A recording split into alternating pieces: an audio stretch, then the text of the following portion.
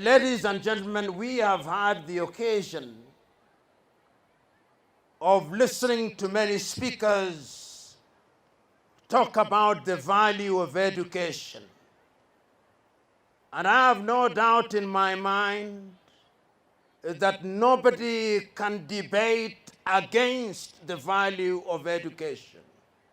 It is not lost on me that the theme of this particular prize-giving come Education Day is education for the global arena.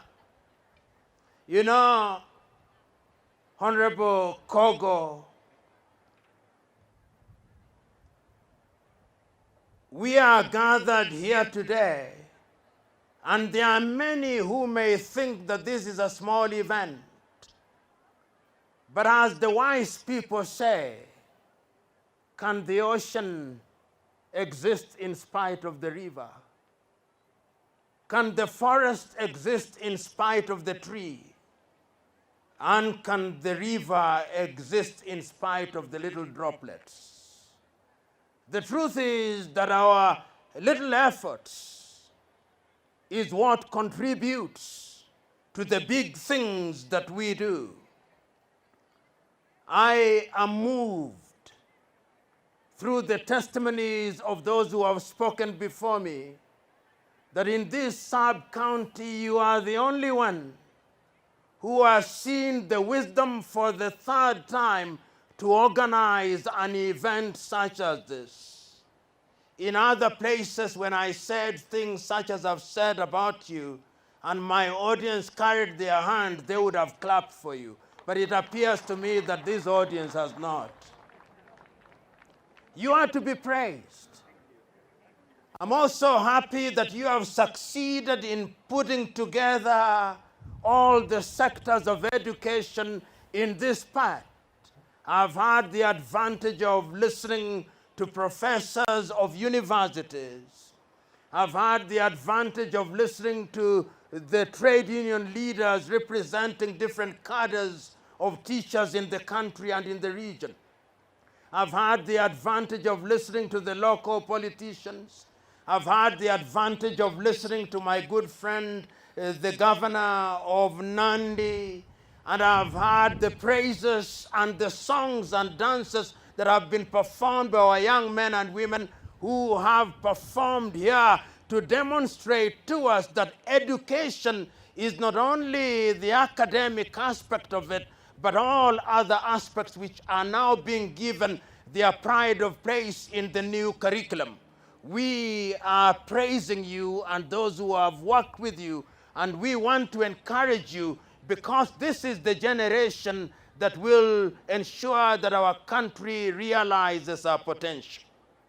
You know, when I read history, and many of us will remember that history, it was said that on the eve of independence we had identified three enemies. That we had identified poverty, we had identified disease, and we had identified ignorance. We therefore, throughout the over 50 years of independence that we regained in 1963, given pride of place to education as the key that will open to us and for us the doors of prosperity.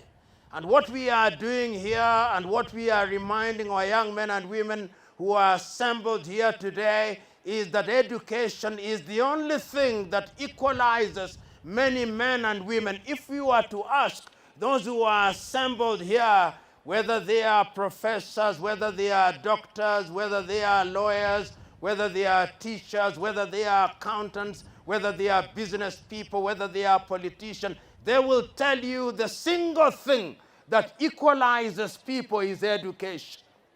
Education is the equalizer because it is still true that the mind is the standard of a human being. No matter how tall you are, if your mind does not work well, you are just a tall fool. No matter how short you are, if your mind does not work well, you are just a short fool.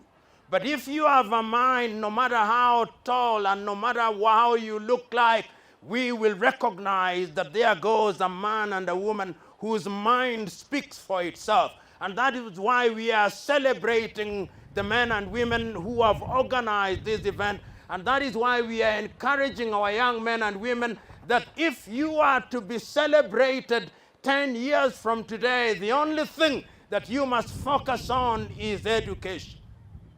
But you know, there is the tendency of thinking that if you are a village champion, you are a champion. No. A village champion is not a champion, he is only a champion in his village.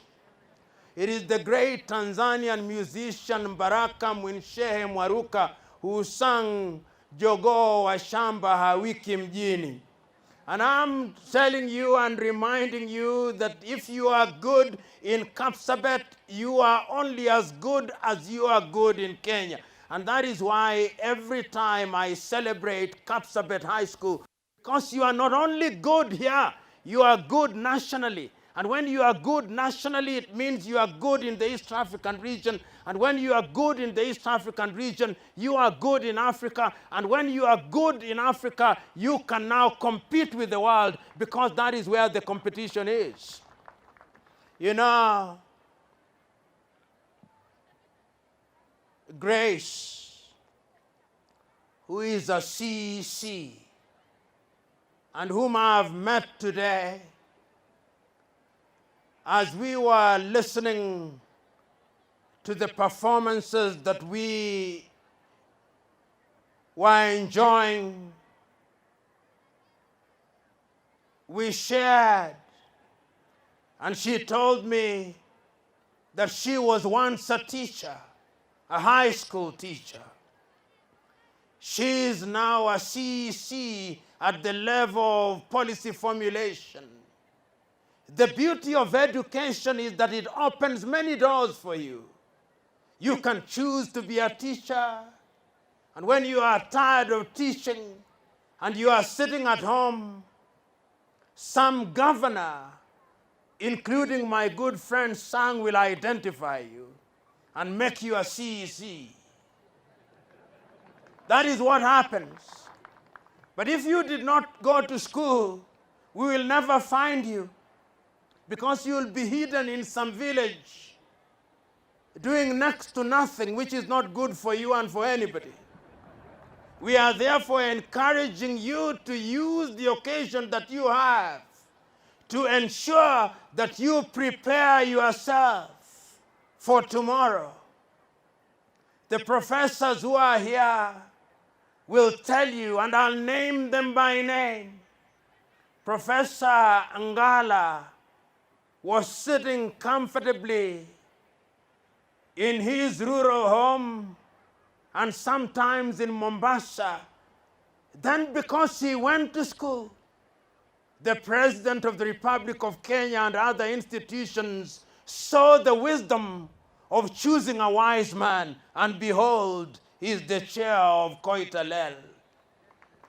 If he was a beach boy in Mombasa, he would be walking half naked, being useful to nobody except himself. But today we are celebrating him because of education. Professor Mayo, who is sitting here at Baraton University, the reason why he was selected is because there is something in his mind. The directors of education that you listen to here, they are men and women that we are celebrating because there is something between their ears. And when there is something between your ears, you don't have to tell us. You open your mouth and we know that there is something useful between your ears. Today, therefore, we come here not to make many lengthy speeches. We come here to remind ourselves and to remind the young men and women that there is a future, that the world is looking for new young men. And what are the new young men that the world is looking for? The world is looking for new young men who are disciplined. Because discipline is at the heart of who you are. No matter how educated you are, no matter how rich you are, if you do not have the gift of discipline, then you are a danger to society. Today, I am asking you, young men and women, be disciplined that you may be a good global citizen. The world is looking for young men who are humble. Humility is the mother's milk of greatness. If you see any man or any woman who, because they have gone to school or because they have wealth, are arrogant and shun humility, they are a danger to themselves and danger to society. Today I'm encouraging you, young men who are here, embrace the gift of humility. God is looking for young men and women who believe in integrity. No matter how clever you are, no matter how rich you are, if you have no integrity, then you have no value to your society. Today we come here to celebrate you because we hold the view that education is going to give you the integrity that you need in order to survive in the world. The world is looking for young men and women who are respectful, because respect is reciprocal and is earned. You know, many of you who are in positions of authority and have applied for jobs and opportunities, sometimes when you ask for a job elsewhere, they ask you to get a letter from your high school, a letter from your primary school. That is when we discover that you are expelled in every school that you visited. And even if people wanted to employ you, they think this is trouble personified. What we are encouraging you, young men and women, is that you must have a good school living certificate from your primary school. You must have a good living certificate from your high school.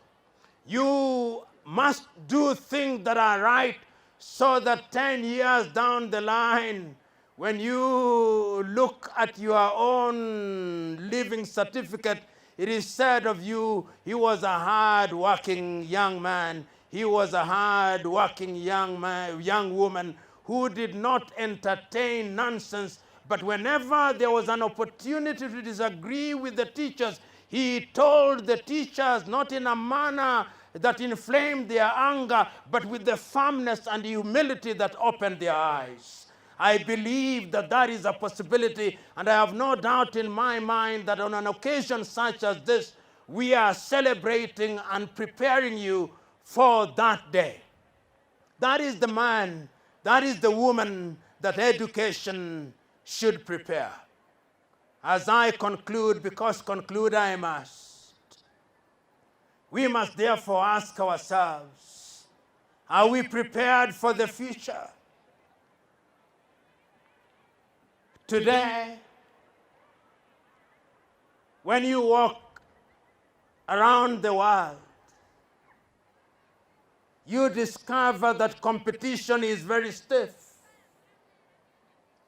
When you walk across Africa, you discover that there are many opportunities. Today, when you walk in Kenya, you discover that there are many opportunities. But those opportunities are only there for those who are prepared, and those who have been prepared, and those who have the ability. We live in a country and in a world where everybody thinks that when they have graduated, they must be employed. The world is now looking for young men and women who can innovate, young men and women who can invent. The world is looking for inventors and innovators who themselves are going to be job creators. And that is what we are encouraging you to do. my understanding of the competency-based curriculum, which I'm still learning many things about, is that whichever talent you have, nurture that talent. The governor and I, and the member of parliament and I, while we were listening to the young man who was rapping, were musing to ourselves that in today's world, that young rapper can employ 10 professors, because when he does one performance, he's possibly paid 1 million shillings. There is money in your talent.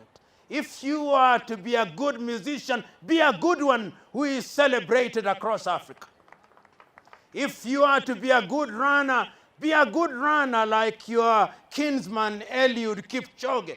I'm quite certain that if Eliud Kipchoge were to come here, he could very easily, and I wish he was here, he could very easily give each one of us on the dais about 1 million bob. And his account would not even be disturbed. And the only thing that he has perfected is that he is disciplined. He just doesn't wake up one morning and say, I'm going to run. There is preparation for whatever you do, at whatever level. If you ask the men who are sitting here, who are professors, they don't sleep. They are writing on a daily basis.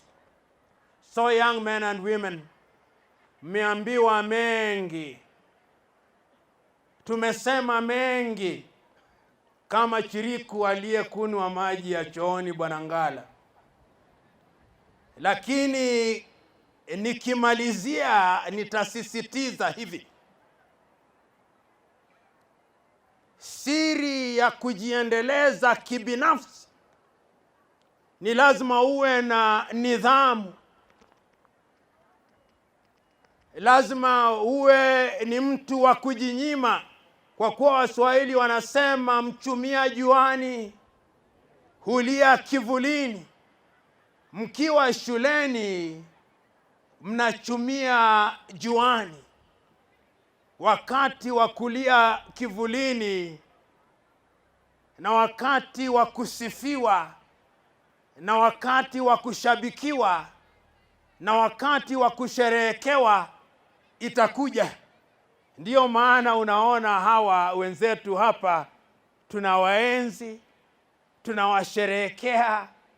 Bwana Kogo akisimama, makofi tunazompa ni tofauti na makofi za kawaida. Kwa kuwa ni daktari na mbunge, alichumia juani, sasa anakulia wapi? Bwana Sang alijinyima, amechumia juani, sasa anakulia kivulini. Sikumuona akiingia Bwana Sang, lakini akitembea katika mabarabara ya Nandi anatembea kwa ving'ora. Kuna magari ambayo yanamtangulia, kuna maaskari ambao wanampa salute. Kwa nini? Kwa kuwa alichumia juani, sasa anakulia kivulini. Profesa Misoi, ukienda ofisini kwake, utapata ofisini kwake, sikuingia bado, sijaingia ofisini kwake, lakini katika sebule lake, sebule tu ya kuwakaribisha wageni, nilipoingia tu pale, ndizi na mahamri alichumia juani, sasa anakulia kivulini. Ili mradi ukichumia juani unakulia kivulini. Na ndio tunawahamasisheni ya kwamba siku hizo zaja na zitakuja kwa juhudi, na juhudi hizo lazima mzifanye nyinyi wenyewe. Waalimu tayari wanafanya juhudi, wao wanakuja darasani. Wakija darasani, kila mwisho wa mwezi fedha zao zinaingia katika akaunti zao. Walichumia juani, wanakulia wapi? Kivulini. Kuna makasisi, kuna maaskofu hapa katika kanisa mbalimbali. Msifikiria kwamba tu walionekaniwa na Bwana, la hasha. Bwana aliwaonekania, lakini pia walienda shuleni. Ndio Bwana siku hizi anaonekania wale ambao wameenda shuleni. Hii mambo ya kwenda kama Paulo izia, ukienda Damaski kisha atajitokeza ghafla bin huu, siku hizo alikatiza mtindo huo. Mtindo wa sasa ni ya kwamba lazima uende shuleni, ukisha panuka katika akili ndio Bwana atakuonekania, sivyo makasisi? Kwa hivyo ndugu zanguni, asanteni sana. Ninasisitiza ya kwamba nina hakika ya kwamba hatua ambazo zimechukuliwa na wazazi na waalimu na wahusika wote, wadau wote, ni hatua ambazo zinastahili kushabikiwa, na ni ukweli usiopingika. Ni ukweli usiopingika ya kwamba kizuri chajiuza, chema chajitembeza, na ni ukweli usiopingika ya kwamba chanda chema huvikwa pete. Daktari ndugu Kogo, wewe ni chanda chema, tunakuvika pete. Wanafunzi ambao walipasi katika mtihani, nyinyi ni vyanda vyema, tunawavika pete.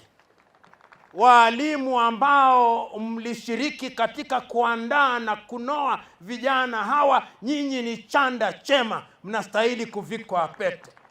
Wazazi ambao mlijinyima ili kulipa karo, nyinyi ni chanda chema, mnastahili kuvikwa pete. Na mwisho kabisa, tukumbuke ya kwamba siri ya maendeleo ni vijana wenye malezi bora, siha njema na bongo kali. Vijana hawa nina hakika, nikitumia mfano wa Kapsabet, wana siha njema, malezi bora na bongo kali. Mungu awajalie leo na siku zote za usoni. Na nyote ambao mnapendana, kongole siku hii ya wapendanao.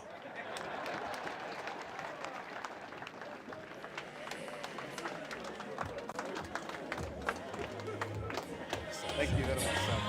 Thank you. Asante sana. Asante sana. Asante sana. Asante sana. Asante sana. Asante sana. Thank you. Asante sana.